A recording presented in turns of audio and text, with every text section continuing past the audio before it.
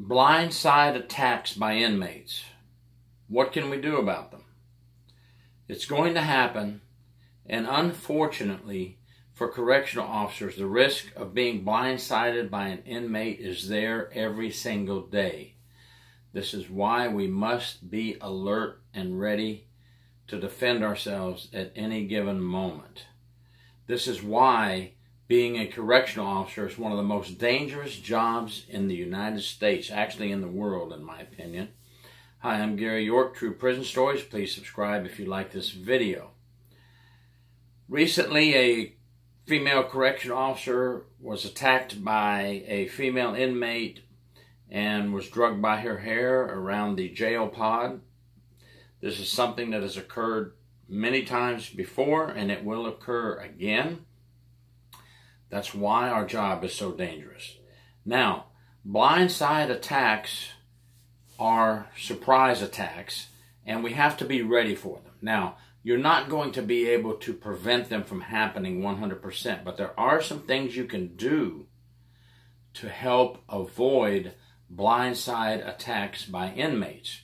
Now, some of those things are very simple, but we sometimes seem to fall into a false sense of security within our prison dorms, our jail pods, and so forth. So that is your number one area to remember. Do not ever fall into a false sense of security in corrections. Yes, we already have a lot of stress with overcrowding, working mandatory overtime, and now you have to stay alert 24/7. And yes, unfortunately, that's the way to survive in corrections and keep yourself from getting hurt. Okay, always be aware of your surroundings. Use your peripheral vision to your advantage. When walking around inmates, always have your peripheral vision in mind. If you're in a prison or jail that is two-tier and you're walking on the bottom floor, don't walk out in the open where inmates can drop things on you from above. Walk underneath the first tier. That way you're watching your pod or your dorm, and you're protected from inmates above throwing things on you. And then when you get out in the open, face the upper tiers and stand back so you see what's going on. There's a lot of little simple things that work. Did you know that when you're looking directly at inmates approaching you, it sometimes stops them from attacking you? Okay, if you're turned to your right and talking to another inmate and you're using your peripheral vision and an inmate is coming at you and they seem to be approaching in an odd manner, something that you sense is wrong, look at them directly. Blade your body, of course. Try to keep that reactionary gap distance. By the way, we don't have that luxury of a 21-foot reactionary gap as many officers on the street do. With the overcrowding in the jails and prisons, we do not get the luxury of a 21-foot reactionary gap. So you look at them and sometimes they'll stop because now you're looking at them. If you sense danger, of course, back out and call for assistance. Let your mind and your first impression and your heart lead you. If you feel there's a situation about to go down, get out of there. It doesn't hurt to get out of there. We can assess the situation from the control room, and if we need backup, we can call. No heroes needed, okay? So things that you just need to remember. And always remember when you are passing out mail, especially in the jails and feeding, which many jails, as opposed to prisons where we march our inmates or walk our inmates down to the chow hall and they go in and eat, we must keep them in line and orderly and one at a time as well. But especially in the jails where we're so close, we many times have to take the food cart into the pod, line the inmates up and have to feed them one tray at a time. We do mail call in the jails where you have to pass out mail. Make sure the inmates are lined up one at a time. When you call the inmate's name for mail, only that inmate should come up. If another inmate steps between you and the person and the inmate receiving the mail, stop, tell them to move. If it looks like the inmate is being aggressive or about to make a violent move, you can stop, mail call them back out. It's no problem. The mail will get to them sooner or later. This isn't the Pony Express where we have to get the mail there immediately. We can back out and stop mail call. We can back the food cart out and stop feeding at any time.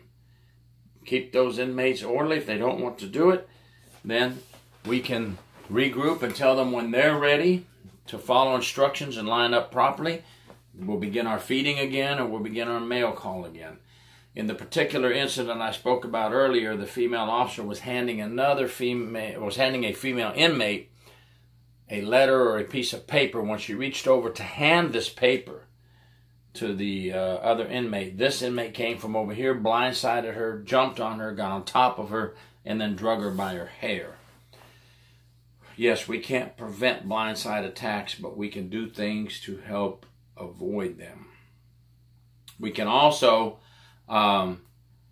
stop inmate attacks by letting the inmates know that we can handle ourselves. And I don't mean going around RoboCop, I am super strong, I can beat all your asses, you know, things like that.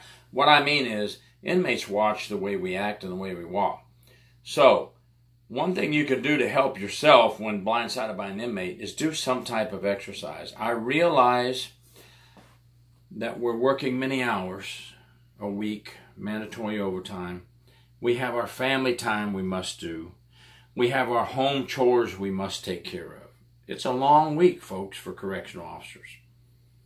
We don't get to shut down and close up, especially now at coronavirus time. We don't get to shut down and close up. We have to continue to work in a dangerous environment.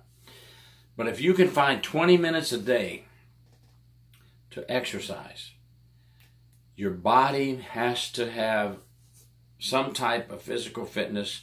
Cardiovascular work 20 minutes a day if you can.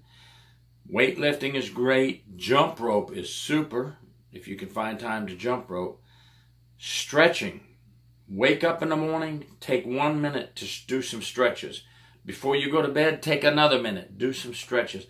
These things all help your body, help get that blood flow going. Because listen, if an inmate attacks you, you may have to hang on for 1 minute or 2 minutes by yourself before backup gets there. Survival mode kicks in, and you have to be able, when you're blindsided by an inmate, to survive. And you have to have some kind of physical fitness training. Now, I highly recommend, if you can, even if it's self-taught, you buy a video or a book, something, self-defense training. Any type of self-defense training, if you can do it. Annual training with the jails and prisons with self-defense is not enough. It will not suffice for training to protect yourself against inmates. Any kind of martial arts is great. Any kind of self-defense training is great. Get it done. Okay?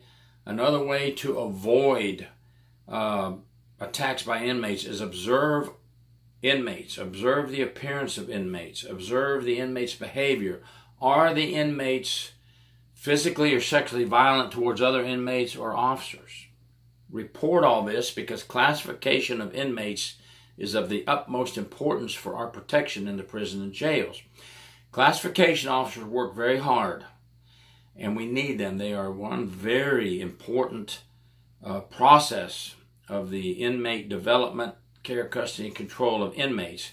And classification officers can only work with what they have in front of them, the history of the inmates, the disciplinary history.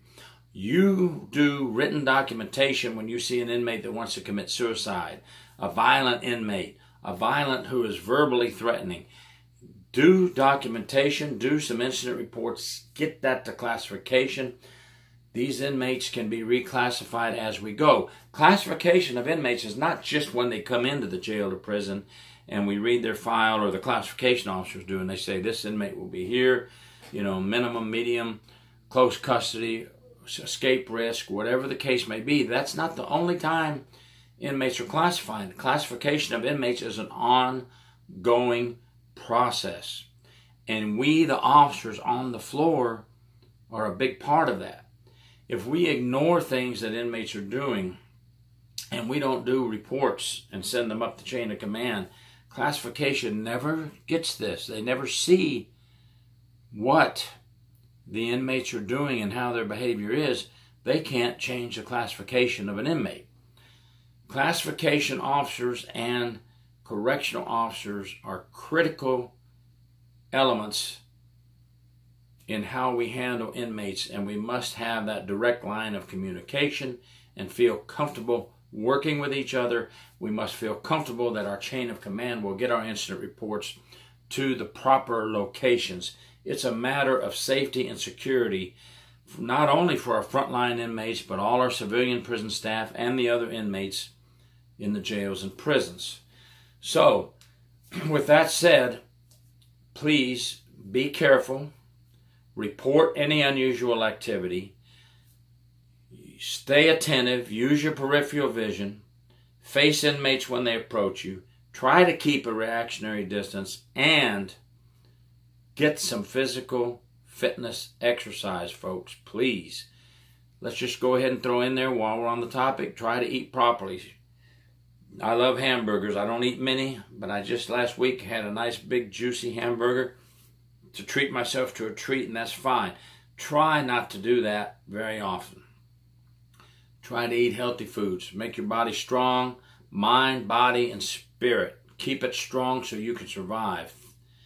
I wish you all safety and health. Please shoot straight and stay in your lane. Gary York, True Prison Stories.